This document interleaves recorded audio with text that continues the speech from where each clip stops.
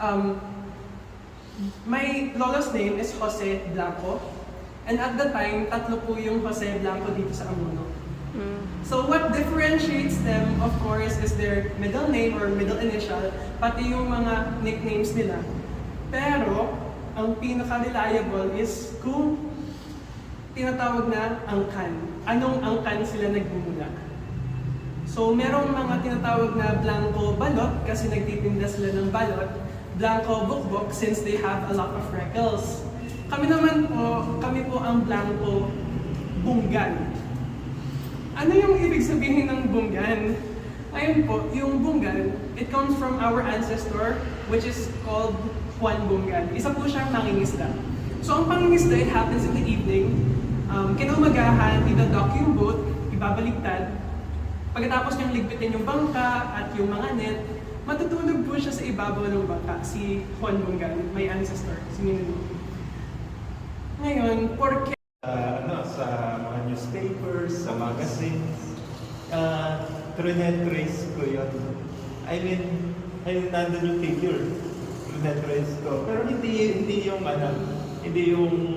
yun yung mismo yung artwork ko. Bale, yun yung doon kung paano ako nag-start. And then, ginagawa ko yung mga caricature, yung mga animation. Pero nakita ni tatay, sabi ni tatay, diyan, kung ganyan ang gagawin mo, magiging limited yung yung artistic development mo. Which is totoo po naman. Kaya, nung time na yon, pumunta kami sa library. Sa library ng family, pinakita sa akin yung mga book, sabi sa akin, diyan, ano pa dito? Pili ka ng mga words na gusto mo. Ang nakita ko ng isa or dalawa sa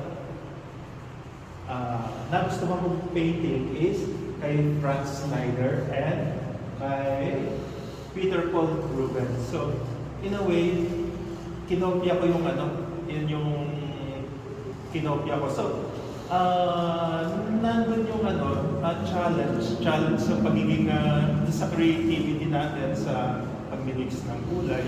And ito po yung ito yung kinalabasan ng artwork.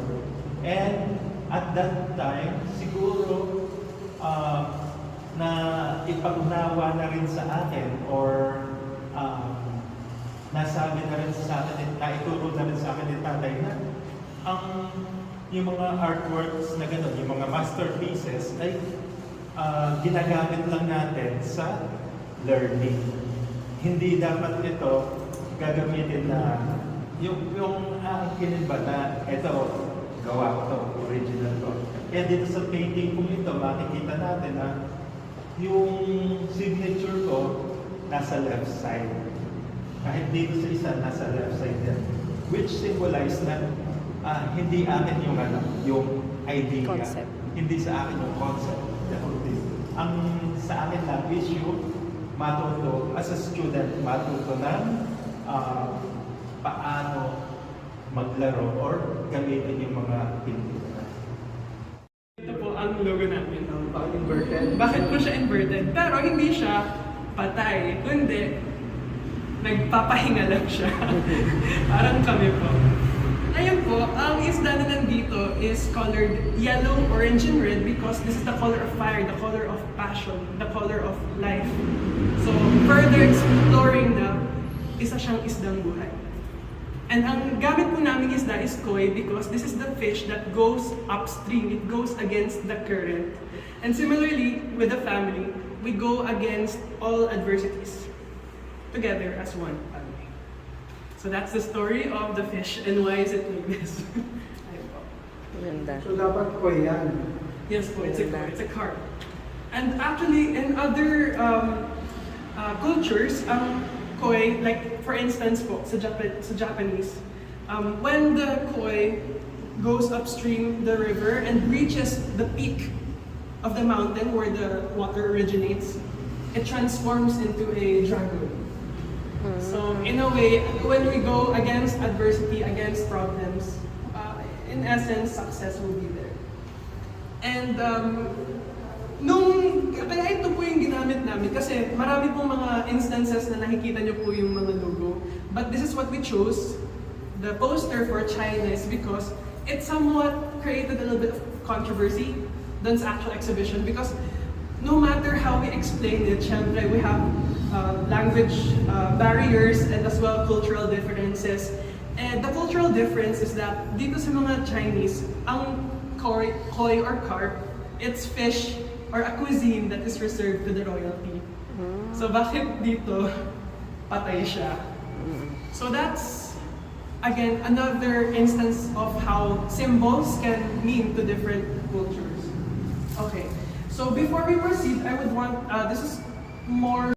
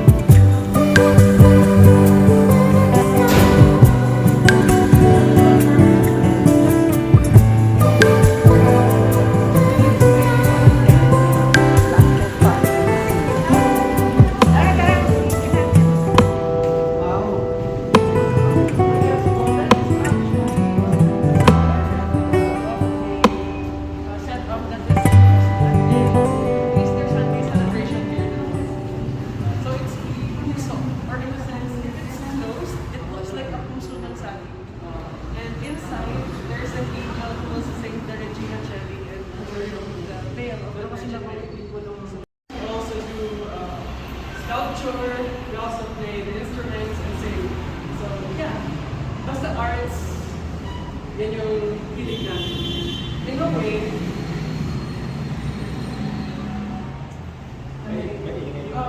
let's wait for them. Ang higante, magkasama po yan. Pero pinaghiwalay po ni LGU para syempre po mas safe kasi basaan po yung fiesta dito. And para mas marami yung makapunta po. Maging mas makulay yung festivities. 19th century. Yung Pedro Piñon and Juan Sen. So, yun just yung mga painting po nila, makikita natin sa National Museum. In public display. Public display.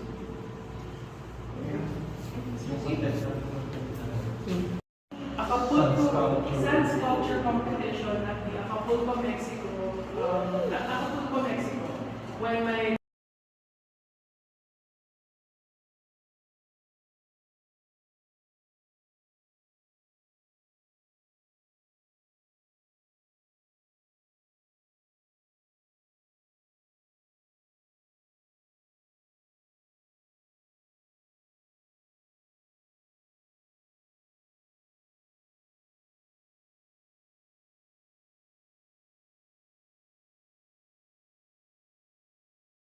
Fernandez. So basically the prime movers of modern art in the Philippines at the time.